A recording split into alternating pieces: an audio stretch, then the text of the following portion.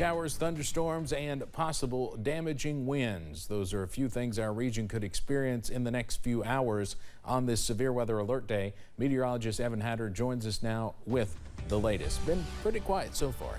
That's right, Steve. Doesn't mean, though, that that's going to continue as we head later on into tonight. We have seen a few strong storms pushing through the mountains, but nothing significant. We haven't heard of any damage or anything like that. No watches or warnings in effect for the mountains. However, that possibility continues, especially as we head later on into tonight.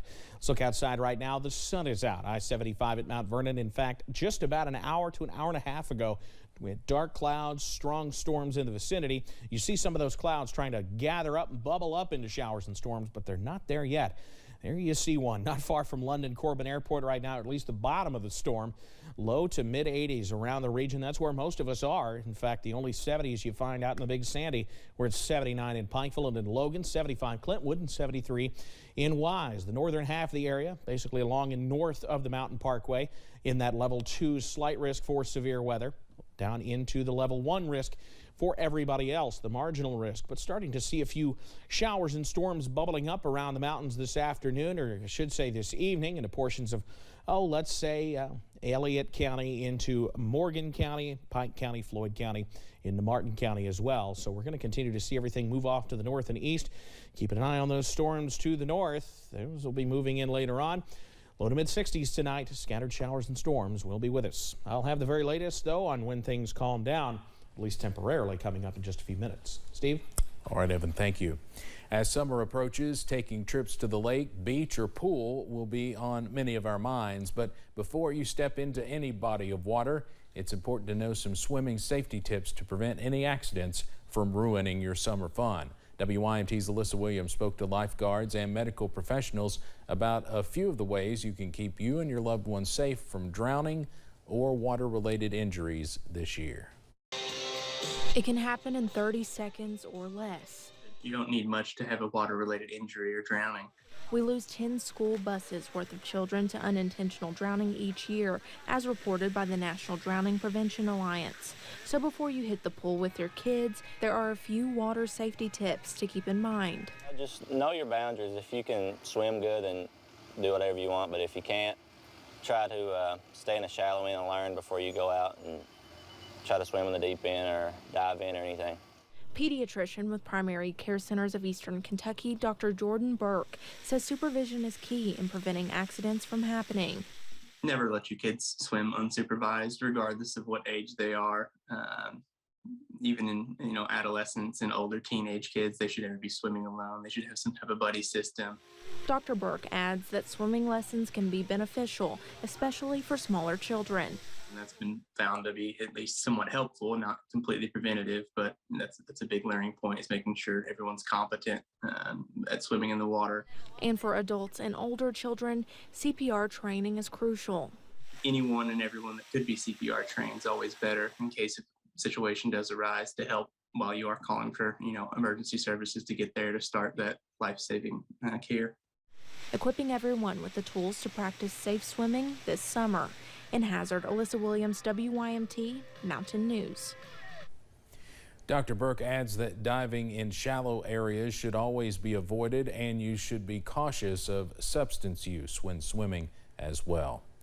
Kentucky State Police are investigating a crash that killed at least one person. It involved 3 cars on Kentucky 11 North, just outside of Barberville earlier this afternoon. Troopers tell us the road is now back open.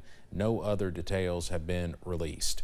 Kentucky State Police are also investigating a deadly crash in Clay County. That one happened around 5 o'clock yesterday evening on Kentucky 11 in Oneida. Troopers say 80-year-old Frank Hudson lost control of his truck, crossed the center line, and went down an embankment and hit a tree. He died at the scene. Governor Beshear was in Lexington this morning, speaking at the opening session of the 36th Annual Joint Summer Conference.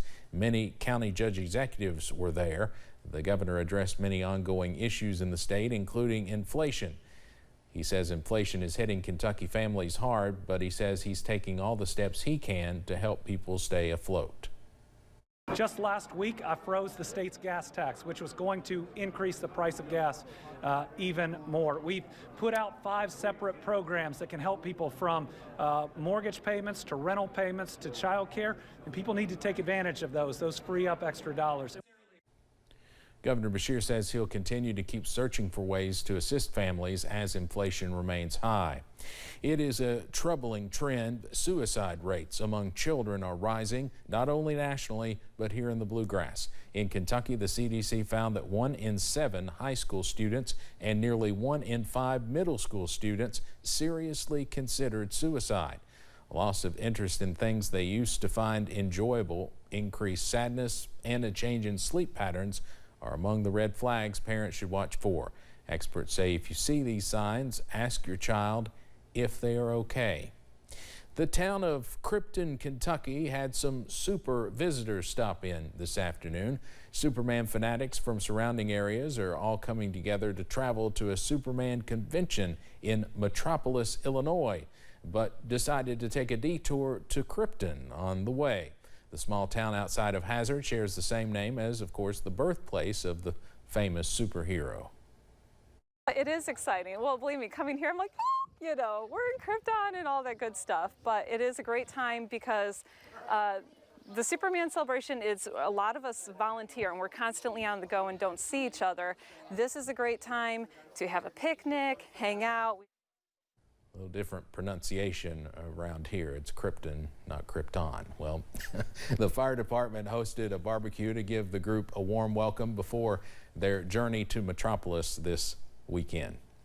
After decades of waiting, the city of Martin is seeing the Martin Flood Project unfold. Officials say with the money now secure, the Army Corps of Engineers is able to push forward with the plan to lift up the city's Main Street.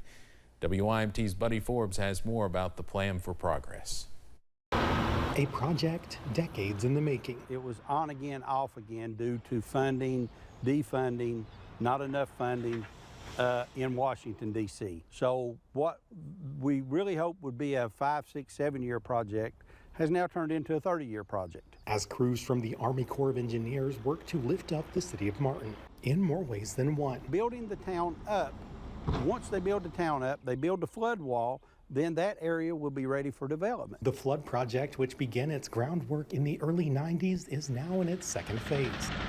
It's a new day. We got the funding to get this thing completed. With many buildings finding a new home on Varia Mountain, Main Street became the next focus. Tearing down the old structures, building up the land, erecting a flood wall, and preparing the site for commercial development. That's what we're excited about, is getting the project completed, moving forward, getting these new businesses in town, and trying to turn the page here and get this town back to what it used to be. But with that new development, officials say there will be a little rain on the progress parade. We feel that there's a concern that once the flood wall is built and you're going to have this choke point here in town, that there's going to be a rise in water levels back upstream. Judge Executive Robbie Williams says homeowners and businesses have been contacted to discuss a voluntary buyout program, asking them to apply for an assessment if they are concerned about future flooding. It doesn't mean you have to sell it. It's still optional at that point. But at the end of the day, we are getting to the finish line, and it is exciting. He just hopes to see the city rise up. In Floyd County, Buddy Forbes, WYMT Mountain News. It's been talked about as long as I've been at YMT. Williams says the current post office, which is the only building still being used on Main Street, will be picked up and moved to Varia Mountain instead of being rebuilt. The deadline for impacted home or business owners to respond to the voluntary flood buyout program is the end of July. A new driver's licensing office is open in Laurel County. It's at Carnaby Square Shopping Center on South Main Street. The office can issue new driver's licenses and real IDs along with other forms of identification. It's open Monday through Friday from 8 a.m. until 4 p.m. This is the state's 28th regional licensing office. At least 3 more are planned. Juneteenth is less than 2 weeks away. The holiday celebrates the emancipation of enslaved African Americans in the United States. In 2021, it was made a national holiday, and it is also a holiday in 6 states. Kentucky is not one of them, despite lawmakers promising to do that. During this year's General Assembly, Representative James Brown filed HB 133 and Senator Gerald Neal filed SB 318 to make Juneteenth a state holiday. The House passed HB 133 unanimously, but 133 and SB 318 never made it out of the Senate Committee on State and Local Government. Senator Gerald Neal said getting a Juneteenth bill passed is part of a complex legislative process. If it's not a high priority in the legislative process to those who are in the power to make it happen, then it's not going to get the kind of sway that perhaps someone like me and my constituents and others across the state might want to see. Juneteenth is June 19th. It will be recognized on Monday the 20th for employees. The Kentucky Opioid Abatement Advisory Commission will soon be distributing the $483 million settlement from opioid companies. WYMT's Chandler Wilcox details how the money could impact Eastern Kentucky. $483 million tailored to Kentucky's fight against addiction.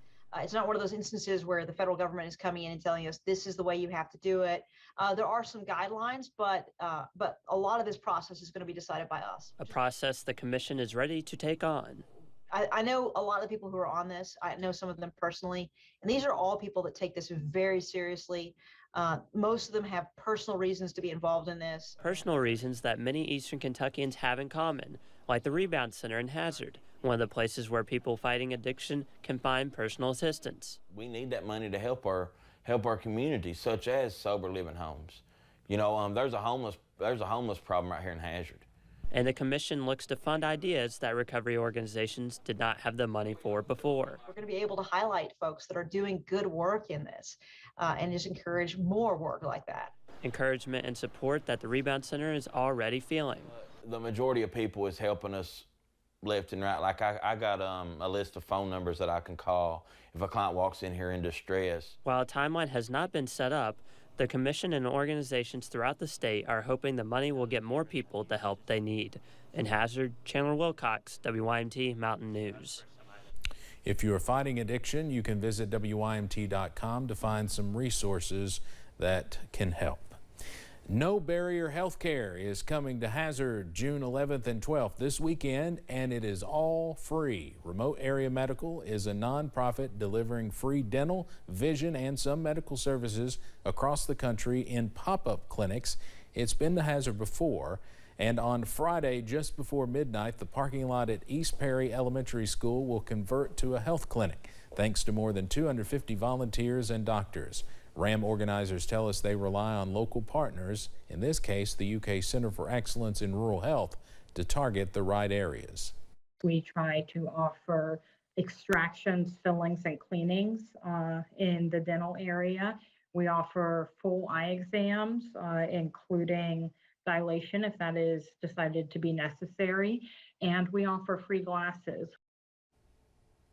The clinic doors open at 6 a.m. on Saturday, and services are offered on a first-come, first-served basis. It is free, open to anyone, and no ID is required. Organizers do recommend bringing food and drinks and to expect a long wait.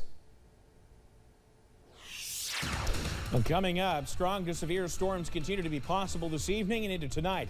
I've got the very latest details coming up next. Plus, a new place to shop is available for those living in or near Hazard. How this new store could help the economy.